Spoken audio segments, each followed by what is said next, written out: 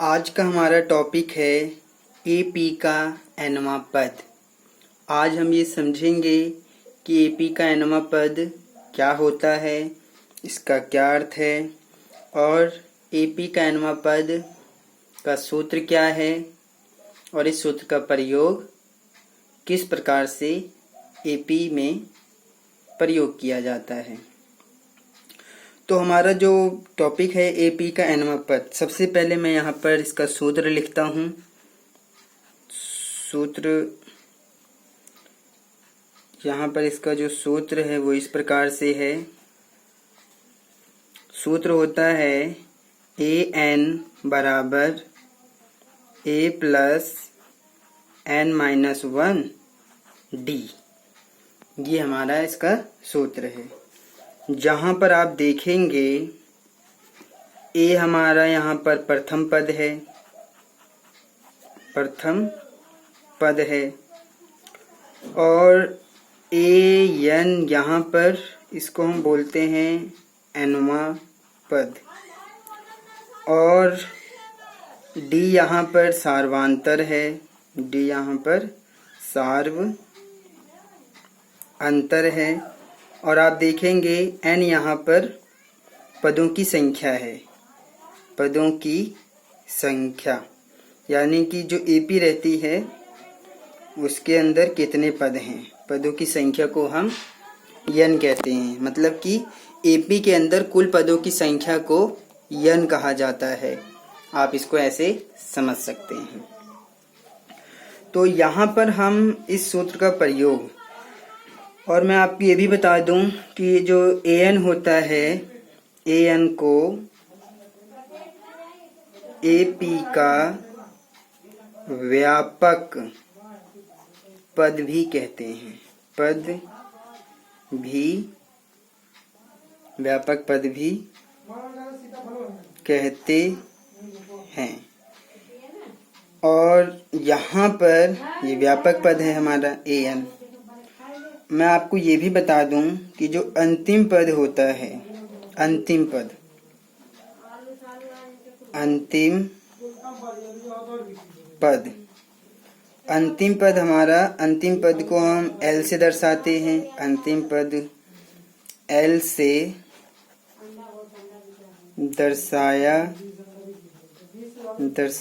जाता है, यानी कि हम अंतिम पद को एल से दर्शाते हैं।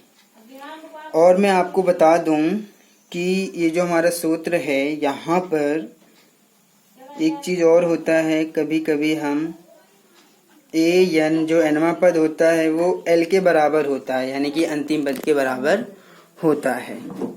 तो अगर ए एन जो है अंतिम पद एल के बराबर हो, ऐसा अगर हो, तो जो हमारा सूत्र बनता है वो इस प्रकार से लिखा जाता है, यल बराबर ए प्लस एन माइनस 1 डी। सिर्फ ए एन की जगह पर यल आ जाएगा। इसका प्रयोग भी हम सवाल में करेंगे। जब इसका सवाल करेंगे तब आप इसको और अच्छी तरह से समझ पाएंगे। तो अब ये हमने सिर्फ एनवा पद को देखा, इसका सूत्र क्या है ये देखा। अब इस सूत्र का प्रयोग एपी में कैसे किया जाता है इसको समझते हैं। तो मान लीजिए हमारे पास एक एपी है, एक एपी है, मान लीजिए 2, 4, 6। आप देख सकते हैं ये एक एपी है। आप 2, 4, 6, 8, 10 इस प्रकार से इस एपी को ध्यान से देखिए। अगर मैं आपसे पूछूं कि मुझे बताइए कि इस एपी के अंदर तीसरा पद कौन सा है, तो आप गिनेंगे 1, 2, 3। तीसरा पद यहाँ पर 6 है। अगर मैं आपसे पूछूं मुझे बताइए दूसरा पद क्या है, तो आप गिनेंगे पहला पद, दूसरा पद यहाँ पर 4 है। अगर मैं पूछूं कि मुझे पांचवा पद बताओ कि इस एपी के अंदर पांचवा पद कौन सा है, तो आप देखेंगे कि 1, 2, 3, 4, 5, पांचवा पद यहाँ पर क्या है, 10 है। तो अगर मैं आपसे अब पूछ लूं कि इस एपी का मुझे बताओ 25वां पद कौन सा है या फिर 30वां पद कौन सा है, तो अब आप देख रहे हैं कि इसके अंदर तो 25वां पद कहीं दिख नहीं रहा है, 30वां पद भी नहीं दिख रहा है। तो अगर हम किसी एपी में बीच की कोई संख्या ज्ञात करना चाहते हैं, चाहे वो कहीं पर भी हो, शुरू में है या बीच में है या लास्ट में है, तो उस पद को ज्ञात करने के लिए हम इस सूत्र का प्रयोग करते हैं। जैसे मान लीजिए मैं यहाँ पर 25वां पद ज्ञात करना चाहता हूँ, तो जब हम इस सूत्र का प्रयोग करेंगे तो सूत्र हमारा है an बराबर a plus n minus 1 d। तो a nवां पद हमारा पद होता है, मैं a 25 यानी कि 25वां पद ज्ञात करना चाहता हूँ। a होता है प्रथम पद यानी कि आप देख लीजिए इसके अंदर 2 है। n कितना है? 25 है, क्योंकि मैं 25वां पद ज्ञात करना चाह रहा हूँ। और इस तरह से -1 और d आप निकाल सकते हैं। आपका d निकालने का हमेशा फॉर्मूला रहेगा d बराबर a2 माइनस a1। तो a2 दूसरा पद यहाँ पर 4 है और पहला पद 2 है, घटा देंगे तो आपको 2 मिलेगा। तो इस प्रकार से हमारा d कितना निकल गया? d हमारा 2 निकल गया। तो यहाँ पर आप 2 लिख दीजिए। तो जब आप इसको हल करेंगे 2 प्लस 24 में से 25 में से घटा देंगे 24 की गुणा 2 में कर देते हैं। तो 2 प्लस 24 की गुणा 2 में कर देंगे, 24 दूनी 48, 2 प्लस कर देंगे 50। तो आप कह सकते हैं कि इस एपी के अंदर जो 25वां पद आएगा वो कितना आएगा? 50 आएगा। इसी तरह से हमने प्रयोग करना है इस सूत्र का कोई भी पद इस एपी का ज्ञात करने के लिए। अब अगर मैं आपसे कहूं कि मुझे इस एपी का 30वां पद बताओ कौन सा होगा, तो 30वां पद भी निकाल के देख लेते हैं। तो हमारा जो फॉर्मूला है वो यही रहेगा। तो अब मैं A30 ज्ञात करना चाहता हूँ, यानी कि 30वां पद ज्ञात करना चाहता हूँ। तो बराबर A रहेगा प्रथम पद यानी कि 2 प्लस n क्या है? 30वां पद 30 निकालना है 30वां पद, तो n 30 रहेगा -1। d आप देखेंगे इसके अंदर निकाल के देखेंगे तो आपका 2 निकल जाएगा। इस प्रकार से 2 प्लस अगर हम 30 में से घटाएंगे तो 29 गुणा में ये 2 रहेगा। इस तरह से 2 प्लस 29 गुणा 2 में कर देंगे तो 58 और 2 प्लस कर देंगे 60।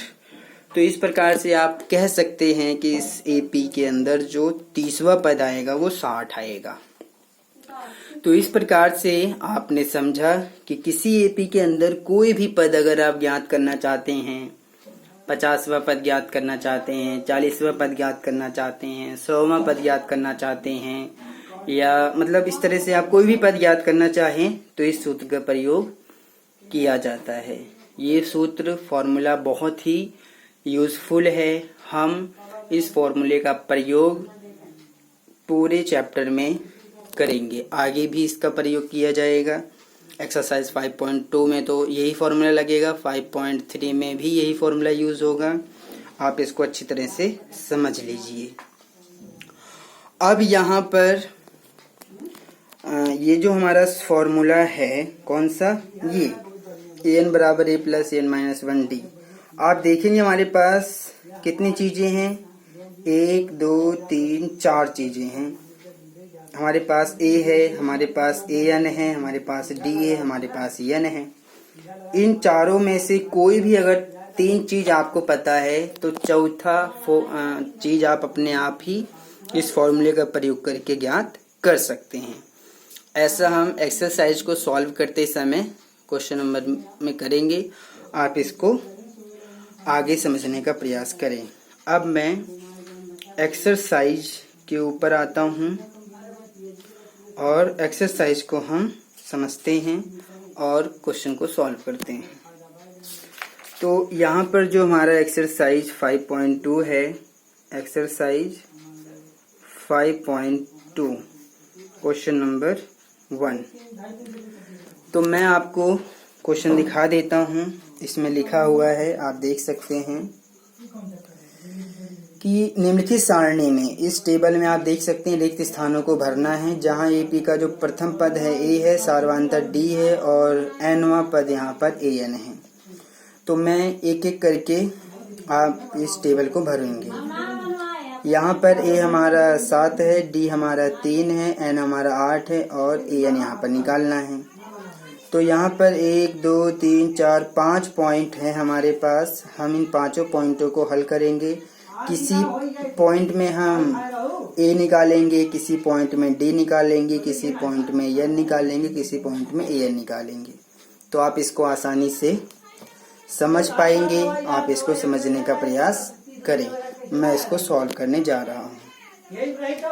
तो अगर हम इसको क्वेश्चन नंबर 1 का पहला पॉइंट लेते हैं तो पहले पॉइंट के अंदर हमें यहाँ पर दिया हुआ है। अगर हम फॉर्मूला लिखें, सूत्र हमारा होता है an बराबर a प्लस n-1 d, ये फॉर्मूला है।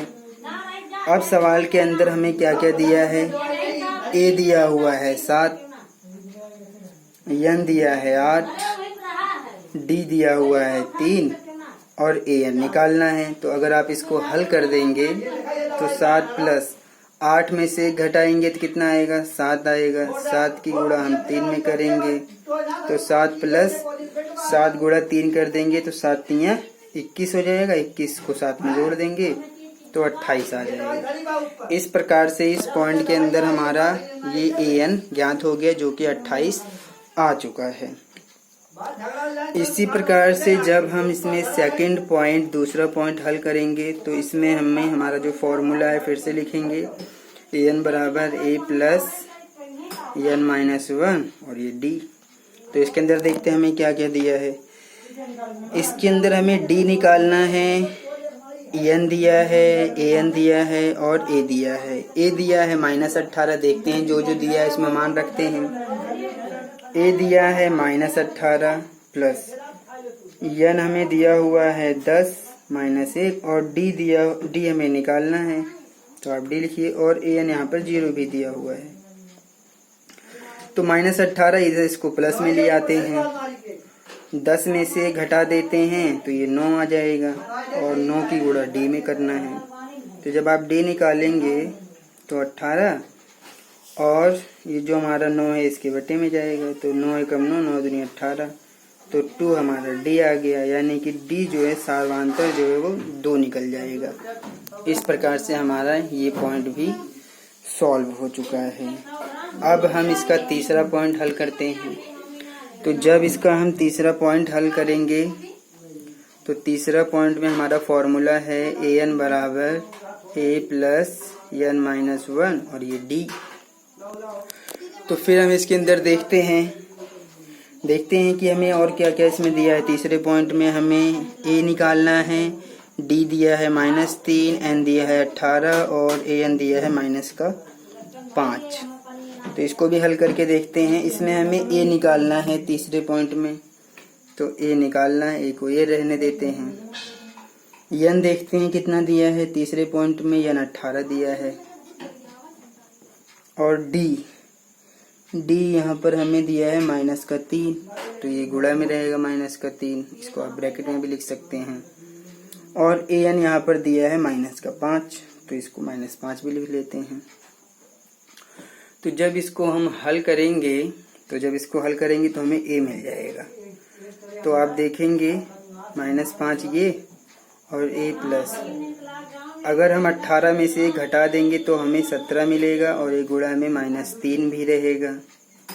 तो ये a प्लस माइनस ये हो जाएगा -17 की गुणा 3 में कर देते हैं तो 17 3 51 हो जाएगा और a प्लस माइनस का 51 और ये -5 हमारा चल रहा है। तो जब हम a निकालेंगे तो -5 ये और -51 इधर प्लस में आ जाएगा। तो अब आप देखेंगे माइनस प्लस तो माइनस होता है, तो हम 51 में से 5 घटा देंगे तो ये हमारा कितना आ जाएगा। जब हम 51 में से 5 घटा देंगे तो हमारा 46 आ जाएगा, जो कि प्लस का आएगा। तो ए प्रथम पद हमारा 46 निकल गया है। इसी प्रकार से अब हम इसका चौथा पॉइंट भी हल करते हैं और देखते हैं इसमें क्या ज्ञात करना है। तो जब हम इसका फोर्थ पॉइंट हल करेंगे फॉर्मूला वही रहेगा an बराबर a प्लस n-1 d। तो इसके अंदर देखते हैं क्या क्या दिया है और क्या निकालना है। इसके अंदर n निकालना है और ये पॉइंट में दिया हुआ है, आप इसका ध्यान रखें। पॉइंट कभी कभी छूट जाते हैं, गलती हो जाती है। ए यहाँ पर -18.9 है, तो ए की जगह पर हम लिखेंगे कितना, -18.9। तो -18.9 प्लस यन हमें यहाँ पर निकालना है, तो यन तो ऐसे ही रहेगा। डी यहाँ पर देखते हैं, डी कितना दिया है, डी दिया हुआ है 2.5, तो डी की जगह पर यहाँ पर रखेंगे 2.5। और ए एन यहाँ पर दिया है 3.6, तो यहाँ पर ये 3.6 रहेगा। तो जब इसको हल किया जाएगा तो 3.6 और ये जो माइनस का 18.9 है, यहाँ पर तो माइनस के में है, यहाँ पर इसको प्लस में लाते हैं 18.9 तो बराबर। अब यहाँ पर n में से घटेगा नहीं, तो आप इसको n -1 और गुणा में 2.5 रखिए। तो जब इन दोनों को जोड़ते हैं, देखते हैं क्या बनता है। जब आप इसको जोड़ देंगे, 18.9 में हम 3.6 जोड़ना चाहते हैं, तो 9 और 6 15 5 हासिल 1, 8 3 11 और 1 12 1 2 हासिल 1 और 1 2, तो ये आ जाएगा हमारा 22.5। और जो 2.5 यहाँ पर गुणा में है वो इसके नीचे चला जाएगा, 2.5 बराबर बचेगा n-1 के। पॉइंट ऊपर भी एक डिजिट पे है, नीचे भी एक डिजिट पे है, तो आप इसको काट सकते हैं और 25 से इस पूरे को काट दीजिए। 25 को अगर हम 9 बार ले जाएंगे तो 225 आ जाएगा। तो आप देखेंगे n-1 और यहाँ पर कितना है, 9 है, तो जब आप n निकालेंगे तो 9 -1 इधर प्लस में आ जाएगा, तो 9 और 1 10, यानी कि जो आप कह सकते हैं कि n का मान 10 आ गया है। तो इस प्रकार से ये हमारा पॉइंट सॉल्व हो गया है। अब इसका आखिरी पॉइंट है 5th पॉइंट, उसको भी सॉल्व कर लेते हैं और इस तरह से क्वेश्चन नंबर 1 हमारा कंप्लीट हो जाएगा। 5th पॉइंट में हमें दिया हुआ है, 5th पॉइंट में हमें दिया हुआ है, इसका पहले फॉर्मूला लिख लेते हैं, an बराबर a प्लस n-1 और ये d। तो a का मान आप यहाँ पर भी पॉइंट में ही है, 3.5 है ये, तो इसको भी पॉइंट में ही लिखते हैं। ये हमें दिया है 3.5 प्लस d यहाँ पर 0 है और n हमें दिया है 105 -1 और d दिया हुआ है कितना, 0 और an हमें निकालना है। तो जब an निकालना चाहते हैं तो आप देखेंगे कि 3.5 प्लस, अगर आप 105 में से 1 घटा देंगे तो ये आपका 104 आएगा। 104 की गुणा हमें 0 में करना है, तो जब हम 3.5 प्लस अगर 104 की गुणा 0 में कर देंगे तो पूरा 0 बन जाएगा। अगर हम 3.5 में 0 जोड़ेंगे तो 0 का कुछ मतलब नहीं होता है, तो an हमारा निकल जाएगा 3.5। तो इस प्रकार से हमारा an भी यहाँ पर आसानी से ज्ञात हो गया है। अब यहाँ पर क्वेश्चन नंबर 2 आप देख सकते हैं, यहाँ पर भी ऐसे ही है। क्वेश्चन में कहा गया है कि निम्नलिखित में सही उत्तर चुनिए और उसका औचित्य दीजिए। तो इसने हमें क्वेश्चन नंबर 2 में फर्स्ट और सेकंड 2 पॉइंट हैं, अगर मैं इनको सॉल्व कर दूं तो आप इसको समझ लीजिएगा। क्वेश्चन नंबर 2 में कहा गया है कि सही उत्तर चुनना है और इसका औचित्य देना है। तो जो पहला पॉइंट यहाँ पर हमें दिया है, उसने हमें एक AP दिया हुआ है जो कि 10, 7 और 4 है। कह रहा है कि इस AP का 30वां पद बताओ। 30वां पद हमें बताना है, ऑप्शन भी दिया है। तो फॉर्मूला क्या है, an बराबर a प्लस n-1 d। तो an यानी कि हमें 30वां पद निकालना है, a 30 निकालना है। a प्रथम पद यहाँ पर 10 है, n यहाँ पर 30 रहेगा क्योंकि हम 30वां पद निकाल रहे हैं। और d आप देखेंगे, अगर d निकालना चाहते हैं तो आप a2 माइनस a1 करिए। a2 दूसरा पद यहाँ पर 7 है और a1 पहला पद 10 है। तो 10 में से अगर आप 7 घटा देंगे तो माइनस का ज़्यादा है तो माइनस का 3 आएगा, तो आप इसको माइनस का 3 ब्रैकेट में लिख सकते हैं। तो अब इसको आप हल कीजिए, तो 10 प्लस अगर हम 30 में से 1 घटा देंगे तो ये 29 आएगा और गुणा में माइनस का 3 हमारा चल रहा है। इस प्रकार से ये आ जाएगा हमारा 10 प्लस माइनस 29 की गुणा 3 में करते हैं तो 3 × 27 के साथ हासिल 2 3 दूनी 6, 6 और 2 8। अब अगर हम इसको घटा दें तो माइनस का ज़्यादा है, तो अगर हम 87 में से 10 घटा देते हैं तो कितना आ जाएगा। तो अब आप 87 में से, मैं यहाँ घटा देता हूँ 87 में से 10 तो 7, यानी कि माइनस का 77 आ जाएगा। तो आप देखेंगे कि यहाँ पर जो ऑप्शन है वो कौन सा सही है, माइनस का 77, यानी कि सी ऑप्शन सही है। तो आप इसको सी पे टिक कर लीजिएगा कि आपका जो सी ऑप्शन है वो सही है, क्योंकि उसमें ही माइनस 77 दिया है। अगर मैं इसका सेकंड पॉइंट भी हल कर दूं तो सेकंड पॉइंट इसमें हमें दिया हुआ है, एपी जो दिया है इसमें, एपी इसमें दिया है माइनस का 3, कॉमा -1/2, कॉमा 2, डैश डैश करके वो कह रहा है कि इसका 11वां पद बताओ। तो इसका हमें 11वां पद ज्ञात करना है। तो जब हम इसका 11वां पद निकालेंगे तो हमारा फॉर्मूला काम करेगा। यहाँ पर फॉर्मूला क्या है, फार्मूला हमारे पास है, जब आप इसको हल करेंगे तो an बराबर a प्लस n-1 d। तो यहाँ पर a 11 पद ज्ञात करना चाहते हैं। प्रथम पद यहाँ पर आप देखेंगे -3 है, ये प्रथम पद है क्योंकि a हमारा प्रथम पद होता है। n हम 11वां पद निकालना चाहते हैं, d आप निकाल लेंगे। तो जब आप d निकालेंगे तो a2 -a1 करेंगे। तो दूसरा पद यहाँ पर माइनस में दिया हुआ है, तो मैं इसको अलग से यहाँ पर निकाल के देख लेता हूँ। d बराबर a2 -a1 करेंगे तो दूसरा पद तो माइनस का 1/2 है, फिर पहला पद भी माइनस का दिया हुआ है, तो ये ऐसे हल होगा -1/2 और माइनस माइनस प्लस का 3। अगर आप यहाँ पर 1 लगा के एलसीएम ले लेंगे तो ये आ जाएगा हमारा -1 प्लस का, यहाँ पर अगर आप भाग करेंगे और ऊपर गुणा कर देंगे तो ये आ जाएगा हमारा 6, और घटा देंगे 6 में से, क्योंकि माइनस प्लस में है तो 5/2 आ जाएगा। प्लस का ज़्यादा है तो 5/2 आएगा। तो अब यहाँ पर आप d की जगह पर लिख सकते हैं 5/2।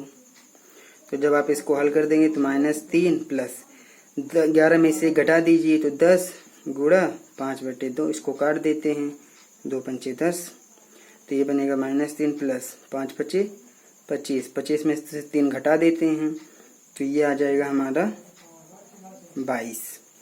तो आप देखेंगे कि यहाँ पर 22वां ऑप्शन कौन सा है, 22वां ऑप्शन है बी। तो बी पॉइंट यहाँ पर सही है। तो इस प्रकार से हम बता देंगे कि इसका जो बी पॉइंट है, ऑप्शन बी यहाँ पर सही है। इसको घटाने के लिए यहाँ पर एलसीएम लिया गया है, आप इसको समझ लीजिएगा, बहुत ही आसान है ये, कहीं आप यहाँ पर कंफ्यूज ना हो। मैंने यहाँ पर घटा दिया है डायरेक्ट।